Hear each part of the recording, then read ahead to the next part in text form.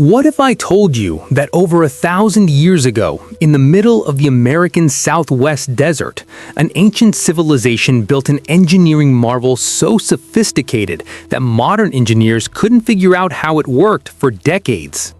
Welcome back to the channel, and today we're diving into the incredible world of the Hohokam people, a civilization that mastered water management so expertly that their canals still confuse scientists to this day. The Sonoran Desert is unforgiving. It's hot, dry, and the last place you'd expect to find a thriving agricultural society. Yet between roughly 300 and 1450 CE, the Hohokam people didn't just survive here, they absolutely flourished. They built entire cities, grew enough food to support thousands of people, and created an infrastructure so advanced that it rivaled anything being done in Europe at the same time. How? Through an intricate system of canals that seemed to defy the laws of physics and engineering that experts thought governed irrigation. Imagine this. You're an engineer in the 1920s, studying the remains of ancient canals in Arizona. You measure them, you calculate the water flow, and you run the numbers. According to everything you know about hydraulics and irrigation, these canals shouldn't work. They're too shallow in some places, they curb in ways that should cause water to lose velocity, and their gradients seem almost random. Yet the archaeological evidence is clear. These canals supported hundreds of thousands of people. How is that possible? That's the question that drove researchers crazy for nearly a century. The Hohokam people, whose name interestingly means all used up in the Hohokam language, referring to a people who had vanished, were the original inhabitants of the Sonoran Desert region, primarily in what is now Arizona. What makes them truly exceptional isn't just that they built canals, but the scale and precision of their network. We're talking about hundreds of miles of engineered waterways, some stretching over 30 miles from their source. These weren't simple ditches. These were carefully planned, meticulously constructed channels that demonstrated an understanding of hydrology that shouldn't have been possible with the tools and knowledge available to them. Here's where the story gets really interesting. The traditional understanding of irrigation engineering, developed during the industrial era, suggested that successful canal systems required consistent gradients, proper slope management, and carefully controlled water flow. The Hohokam canals seem to ignore all these rules. Some sections were incredibly shallow, barely a foot deep, while others were deep channels cut into bedrock. Some had steep drops that should have caused erosion, while others seemed almost flat, which should have caused water to stagnate and seep into the ground. When you looked at the whole system on a map, it looked almost chaotic, yet it worked brilliantly. The biggest mystery was how they transported water from the Salt River and the Gila River to their fields, sometimes traveling across 15 to 30 miles of desert terrain. The mathematics should have been impossible. Water would need to maintain a certain velocity to avoid settling, yet it would also need not to flow so fast that it escaped the channels. The terrain was inconsistent, with hills and valleys creating challenges for any rational engineering approach. Yet somehow, the Hohokam had figured it out. When archaeologists and engineers finally studied these ancient canals systematically, particularly during the early 20th century as development in Phoenix began to uncover these hidden networks, they realized something remarkable. The Hohokam people hadn't ignored engineering principles. They'd mastered them through generations of careful observation and adjustment. Their genius wasn't in following rigid mathematical models, it was in reading the land itself. The Hohokam people had learned through centuries of trial and error how to work with the Sonoran Desert's natural features rather than against them. They understood water flow in ways that seemed almost intuitive. They knew which types of soil would hold water best and which would allow more seepage. They engineered their canals with slight variations in depth and width that actually optimized water distribution rather than hindering it. What appeared to be chaotic irregularities were in fact brilliantly calculated solutions to the practical problems of desert irrigation.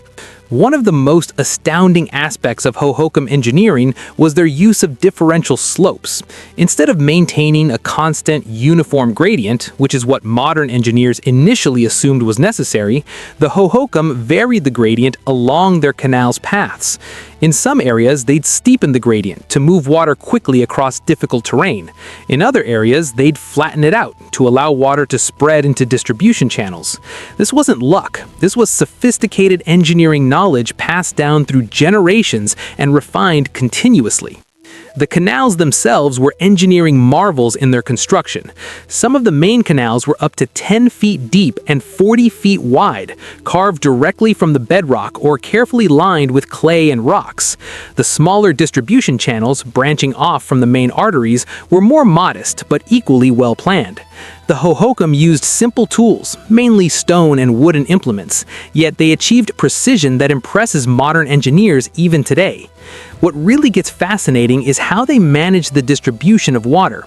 The Hohokam didn't just build one massive network, they built multiple canal systems that sometimes ran parallel to each other or crisscrossed the landscape. This redundancy served multiple purposes. First, if one canal was damaged or needed maintenance, others could continue supplying water to the fields. Second, it allowed them to irrigate a much larger area than a single canal system could manage. Third, it created a network robust enough to handle seasonal variations in water flow. The agricultural productivity that resulted from these engineering achievements was staggering. The Hohokam grew multiple crops per year, something almost unheard of in the desert Southwest.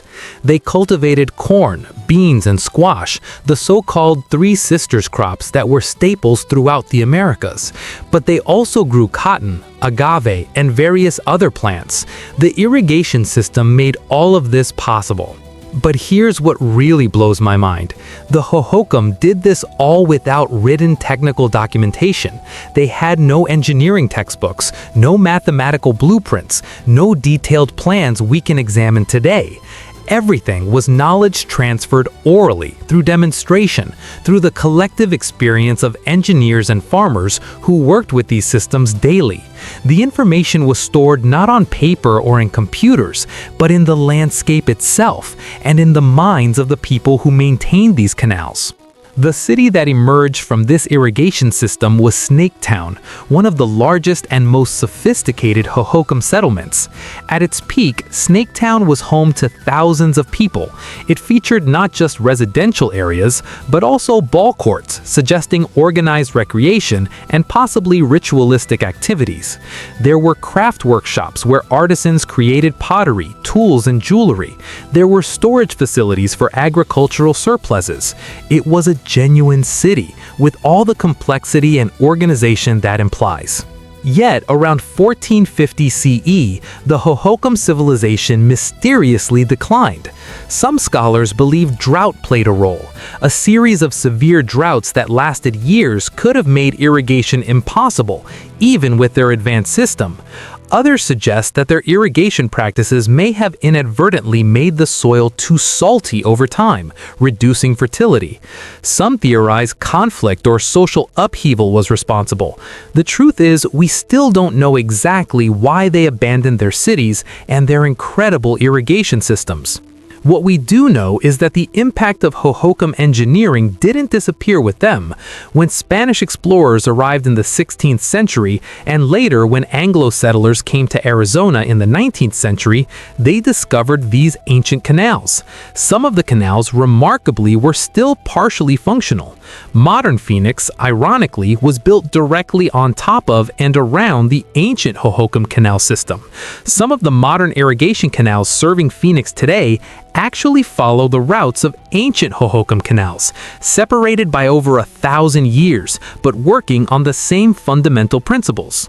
The engineering genius of the Hohokam has become increasingly recognized in recent decades. As we've become more sophisticated in our ability to model water flow and measure these ancient canals with precision instruments, we've realized just how intelligent their design was. Engineers using modern computer models have shown that the Hohokam canals, with their varied gradients and irregular dimensions, actually perform remarkably well, sometimes better than modern canal designs with uniform dimensions. They weren't working against the laws of physics, they were working brilliantly within them, having figured out through generations of experience exactly how to make water flow efficiently through the desert. This is what makes the Hohokam such a remarkable chapter in human history. In an era when other civilizations were also building impressive irrigation systems, the Romans with their aqueducts, the Chinese with their waterworks, the Hohokam were doing something equally impressive in the harsh desert environment of North America. Without the benefit of formal engineering education, without written technical treatises, without the resources and labor forces of empires, they engineered solutions to problems that would challenge modern engineers. Today, as we face challenges of water scarcity in an age of climate change, there's real interest in studying Hohokam principles. Some researchers believe ancient water management techniques like those used by the Hohokam might offer insights for sustainable irrigation in arid regions. The sophisticated understanding of water flow, the emphasis on working with the land rather than trying to dominate it, and the resilience of their systems despite their apparent irregularities, these are lessons that have never been more relevant. The story of Hohokam engineering is ultimately a story about human ingenuity, adaptation, and the transfer of knowledge across generations. It's a story about how people facing the most challenging environment looked at the resources available to them and figured out how not just to survive, but flourish. It's a reminder that engineering excellence isn't always about following established rules or using the most advanced technology. Sometimes it's about careful observation, patient experimentation, and the wisdom of working in harmony with the natural world. So the next time you think about what advanced engineering looks like, don't just think about bridges and skyscrapers. Think about a desert civilization that engineered solutions so elegant that we're still studying and marveling at them over 500 years after they were abandoned. Thank you so much for watching this deep dive into the incredible world of Hohokam engineering. If you found this as fascinating as I did, please hit that like button and subscribe to the channel for more incredible stories about human innovation and history. And if you want to learn more about ancient civilizations and their engineering marvels, check out our next video on the engineering secrets of the Roman aqueducts. Thanks again for watching, and I'll see you in the next one.